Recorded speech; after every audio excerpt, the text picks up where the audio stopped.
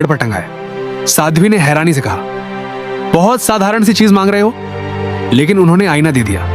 अर्जुन चल पड़ा और रास्ते में आईने को देखते हुए उसमें झांका। तभी एक दिव्य पुरुष प्रकट हुआ और बोला, क्या आदेश है मेरे स्वामी? अब अर्जुन को समझ आया कि यह कोई साधारण आईना नहीं है। उसने एक शानदार दावत मंगवाई और झट से प्रकट हो गई। फिर उसने कहा, मुझे एक महल चाहिए।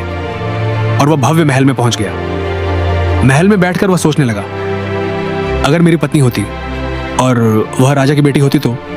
उसने कहा, राजकुमारी को मेरे सामने हाजिर करो। राजकुमारी प्रकट हो गई और उन्होंने विवाह कर लिया। राजकुमारी के गायब हो जाने से उसके पिता राजा हरिदत्त परेशान हो गए। घोषणा करवाई गई, जो भी मेरी बेटी को लाएगा उसे इनाम मिलेगा। लेकिन कोई सुराग नहीं मिला।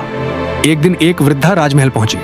उसने दावा किया कि वह जानती है राजकुमारी कहाँ है। उसने एक लोहे की चादर से मढ़ा संदूक बनवाने को कहा, जिसमें 9 दिन का खाना रखकर उसे समुद्र में छोड़ दिया जाए। राजा ने वैसा ही किया। संदूक बहता रहा और आखिरकार मछुआरों को मिला। वह जगह वही थी जहां अर्जुन का महल था। वृद्धा को महल लाया गया और वह सीधे रानी के पास पहुंची। उसे देखते ही पहचान गई कि यही तो वही राजकुमारी है। लेकिन उसने अपनी पहचान नहीं बताई और वहीं रुक गई। वह धीरे धीरे रानी अमारा से सवाल पूछती रहती, यह महल का काम कौन करता है? अमारा कहती, मुझे नहीं पता, सब कुछ अपने आप होता है।